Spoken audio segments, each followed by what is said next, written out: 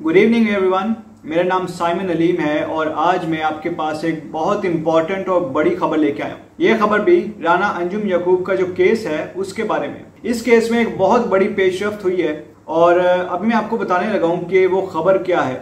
खबर ये है, जो कि एक बहुत बड़ी खबर है, वो ये है कि पास्टर अनवर फजल के जो लाडले गार्ड हैं, जिनका नाम नसीम उर्फ माड़ा है, उनको आज के दिन पुलिस ने अरेस्ट कर लिया। पुलिस ने अरेस्ट करके उनको नसीराबाद थाने में रखा हुआ है, उधर की हवालात में उनको बंद किया हुआ है और माड़े से इस वक्त इन्वेस्टिगेशन की जा रही है। तो देखें, जैसे कि मैंने आपको पिछली वीडियो में भी बताया था कि जज साहब जो हैं वो कोशिश कर रहे थे कि फैसला जल्द से जल्द हो जाए। इस बात का उनको गुस्सा था कि केस में इतना डिले क्यों हो रहा है। और जैसे कि मैंने आपको पहले बताया था कि इमरान फजल और शौकत फजल के जो वकील हैं फरहान मौजम साहब, वो बार बार किसी ना किसी तरीके से केस को डिले कर रहे थे। हमेशा अपना जूनियर भेज देते थे और कहते थे कि भाई मैं तो आज बिजी हूं, मैं नहीं आ सकता। जिस पे जज साहब ने उनको जबरदस्ती बुलवाया। ये जो पिछली तारीख इनकी गुजरी है उसमें जज साहब ने उनको जबरदस्ती बुलवाया और फरहान मौजम से कुछ सवालात किए, जिस पे फरहान मौजम जज साहब को कोई सेटिस्फैक्ट्री जवाब नहीं दे सके। और उसके बाद जज साहब ने कहा कि पूरी तैयारी के साथ 12 अगस्त को आना, क्योंकि मैं 12 अगस्त की डेट दे रहा हूँ, जो कि बहुत छोटी सी डेट है। जो कि मैंने आपको पहले भी बताया था कि जज साहब जब छोटी डेट देते हैं तो इसका यही मतलब है कि कोई वो फैसला करने वाले हैं। इसके साथ ही साथ जज साहब ने जो पुलिस है, पुलिस की जो इन्वेस्टिगेशन ऑफिसर है, उनसे भी बात की और उनको कहा कि इन्वेस्टिगेशन कहाँ तक पहुंची है और क्या रिजल्ट है उसका। तो जिस पे इन्वेस्टिगेशन ऑफिसर ने कहा कि अभी भी इन्वेस्टिगेशन हो रही है। तो उनको भी जज साहब ने थोड़ी सी डांट पिलाई और कहा कि भाई ये मर्डर का केस है और आप लोग इतनी देर से क्या कर रहे हो, क्यों नहीं काम कर रहे। और जज साहब ने यह भी कहा कि 12 अगस्त तक अपनी पूरी की पूरी इन्वेस्टिगेशन कंप्लीट करो। इसके बाद साथ ही साथ, क्योंकि आपको पता है जज साहब के सामने भी एक फाइल पड़ी होती है उसी केस के बारे में, एक कॉपी जज साहब के पास होती है और बाकी जो कॉपीज होती हैं वो दोनों वकीलों के पास होती हैं। तो जज साहब जो है वो फाइल में से देख रहे थे तो उन्होंने कहा ये जो माड़ा है इसको क्यों नहीं अभी तक शामिल तफ्तीश किया गया, इसको क्यों नहीं अरेस्ट किया गया। जिसपे पुलिस वाले ने कहा कि इसका एफआईआर में नाम नहीं है और इसका इतना कोई बात बनती भी नहीं है। तो इस पे जज साहब ने कहा कि इसका ही तो सबसे ज्यादा केस बनता है, क्योंकि इसी की वजह से तो सारे फसाद शुरू हुआ था। और फिर इसके बाद जज साहब ने कहा कि इस माड़े को फौरन से फौरन तफ्तीश में शामिल करो। जिसके बाद उसका रिजल्ट ये है कि आज के दिन माड़े को अरेस्ट कर लिया गया है और पुलिस उससे इन्वेस्टिगेशन कर रही है। आप देख सकते हैं कि जज साहब में कितनी पावर होती है और जज साहब जो है वो इंसाफ करना चाहते हैं, इसलिए वो सब कुछ कर रहे हैं। और अब माड़ा जो है वो अरेस्ट हो चुका है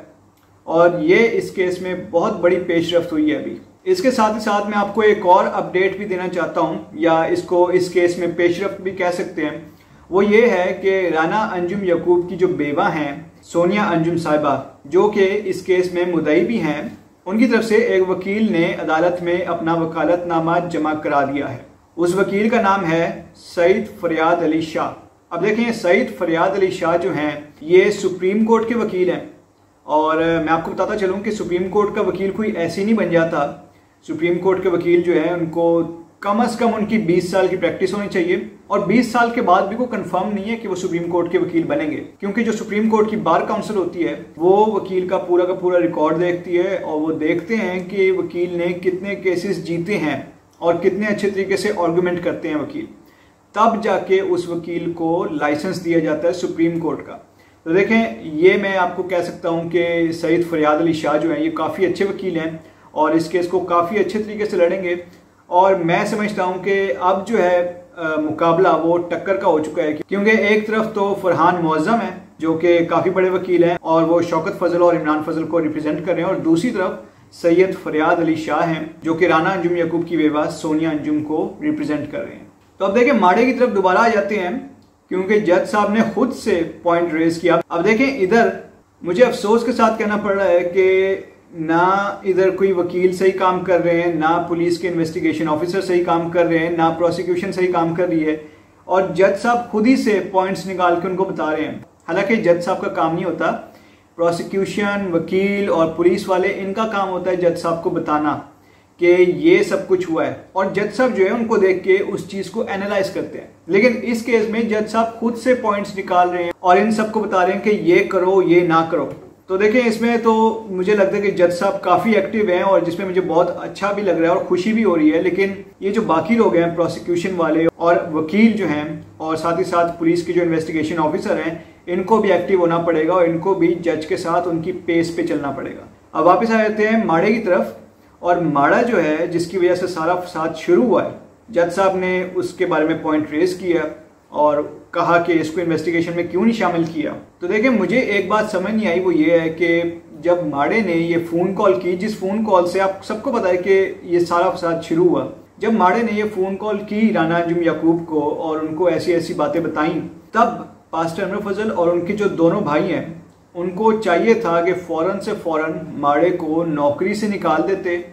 और साथ ही साथ अखबार में नोटिस देते कि भाई हमारा इस माड़े से कोई ताल्लुक नहीं है और ये जो ऐसी बातें कर रहा है ये इसकी पर्सनल बातें हैं और हमारा इससे कोई ताल्लुक नहीं है। साथ ही साथ उनको एक FIR भी करवानी चाहिए थी माड़े के खिलाफ और उस FIR में ये होना चाहिए था कि इस माड़े ने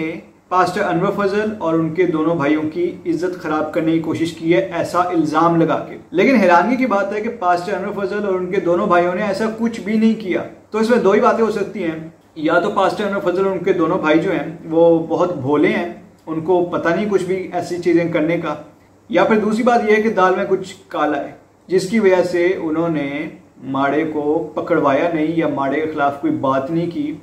और माड़े को अपने साथ वापस मिला लिया। अब देखिए जो माड़ा है, जो कि सिर्फ नाम से ही माड़ा है और सेहत से काफ़ी तगड़ा है, इसकी मैंने आपको वीडियो भी दिखाई थी और ये चर्च में जाके किस तरीके से माफिया मांग रहा है पास्टर अनवर फजल के भाई से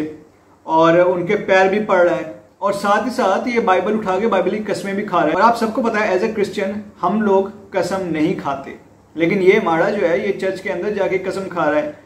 और पास्टर अनवर फजल के भाई के सामने कसम खा रहा है और इसको कोई भी रोकने वाला नहीं है उधर, और साथ ही साथ ये उनके पाँव भी पड़ रहा है। तो माफ़ी तो इसे राना अंजुम याकूब की फैमिली से मांगनी चाहिए थी, क्योंकि यही वो शख्स है जिसकी वजह से राना अंजुम याकूब की फैमिली कितनी अजियत से गुजरी, लेकिन उनको तो सबने ही इग्नोर कर दिया। माड़े की तरफ से भी कोई माफ़ी नहीं आई, ना ही पास्टर अनवर फजल ना ही उनके दोनों भाइयों की तरफ से कोई माफ़ी आई, उन सब ने बिल्कुल ही इग्नोर कर दिया। और मेरा ख्याल से वो सोचते होंगे कि क्या करना है इनसे माफ़ी मांग के, हम तो बहुत बड़े लोग हैं, हम तो सब कुछ खुद ही कर लेंगे। तो देखिए आहिस्ता आहिस्ता कानून का जो घेरा है ये इनकी तरफ तंग होता जा रहा है। आज माड़ा अरेस्ट हुआ है, कल को इनका कोई और अरेस्ट हो जाएगा। अभी 12 अगस्त को इनकी जो बेल की डेट है वो भी अभी पेंडिंग है और अब 12 अगस्त को देखते हैं कि जज साहब क्या फैसला करते हैं और क्या होता है। और देखिए मैं तो यही कहता हूँ कि पास्टर अनवर फजल और उनके जो दोनों भाई हैं वो खादिम हैं, खुदा के खादिम हैं, और बीइंग खादिम उनको चाहिए था कि वो राना अंजुम याकूब की फैमिली के पास जाते और उनसे माफ़ी मांगते और उनको ये यकीन दिलाते कि उनका इस चीज़ से कोई ताल्लुक नहीं है, अगर तो वाकई ताल्लुक नहीं है, और साथ ही साथ उनको तसल्ली भी देते और उनको कहते कि वो असली कातिल को ढूंढने की कोशिश करेंगे और उस फैमिली को पूरी सपोर्ट देने की यकीन दहानी करवाते, और साथ ही साथ उनको चाहिए था कि वो ताज़ियत भी करते। लेकिन पास्टर अनवर फजल और उनके दोनों भाई या उनकी फैमिली में से किसी ने भी ऐसा नहीं किया, क्योंकि शायद उनमें गरूर ही बहुत है, वो उधर गए ही नहीं, उनकी तरफ उन्होंने नज़र उठा के भी नहीं देखी। तो देखें इसको उर्दू ज़ुबान में कहते हैं कि ताकत या फिर दौलत का नशा, लेकिन देखिए नशा हमेशा नहीं रहता, जब कानून सामने आता है तो ये नशा अच्छे तरीके से उतर भी जाता है। अब देखें बीइंग अ लॉ स्टूडेंट मैंने इस तरह के बहुत सारे केसेस देखे हैं, स्पेशली इस तरह के जो क्रिमिनल केसेस होते हैं जिसमें कत्ल हुआ होता है, उसमें ज़्यादातर क्या होता है, ज़्यादातर ये होता है कि ये जो बड़े बड़े लोग होते हैं या अमीर भी लोग होते हैं वो अपने किसी नौकर को या ड्राइवर को या अपने किसी गार्ड को कह देते हैं कि भाई तुम जो है हमारा इल्ज़ाम अपने सर पे ले लो, जेल चले जाओ, और पीछे से तुम्हारी फैमिली की हम सपोर्ट करेंगे, तुम्हारी फैमिली को हम पैसे भी बहुत सारे देंगे, और जब मामला ठंडा हो जाएगा तो बाद में हम तुम्हें भी निकलवा लेंगे। ये बड़े बड़े जो अमीर लोग होते हैं वो ऐसे ही करते हैं, इसीलिए आपने खबरों वगैरह में देखा होगा कि कभी एक्सीडेंट होता है या कभी किसी की डेथ हो जाती है किसी की, तो अंदर जो गाड़ी में बड़ा बंदा होता है उस पर कोई आंच नहीं आती, उस पर कोई केस नहीं होता, जो उसका बेचारा ड्राइवर होता है जो तनख्वाहदार मुलाजिम होता है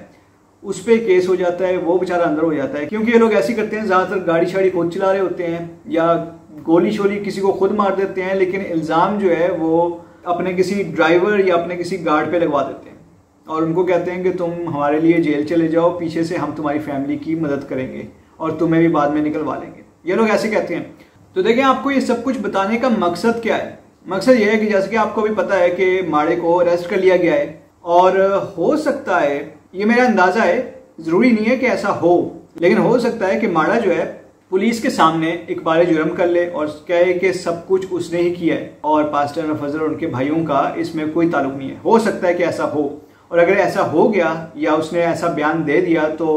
12 अगस्त को पास्टर अनवर फजल के जो दोनों भाई हैं उनकी बेल कंफर्म हो जाएगी। लेकिन अब पता नहीं है ऐसा होता है कि नहीं होता। लेकिन अगर आपको कल को खबर आए कि नसीम माड़े ने इकबाल जुर्म कर लिया है, तो आप समझ लेना ये कोई ना कोई गेम जरूर हो गई अंदर से। अब देखें, मैं वीडियो को यहीं पे एंड करता हूं। आगे जो भी अपडेट्स वगैरह होंगी इस केस के बारे में मैं आपको साथ ही साथ बताता भी रहूंगा। और एंड पे आप सबसे एक रिक्वेस्ट है, वो ये है कि इस वीडियो को आप ज़्यादा से ज़्यादा लोगों के साथ शेयर कीजिए और इस वीडियो को आप लाइक भी ज़रूर कीजिए। और साथ ही साथ जो हमारा चैनल है जिसका नाम पीस वर्ल्ड वाइड है, आप उसको सब्सक्राइब भी कीजिए और बेल आइकन को भी क्लिक कीजिए। Thank you so much and God bless you all.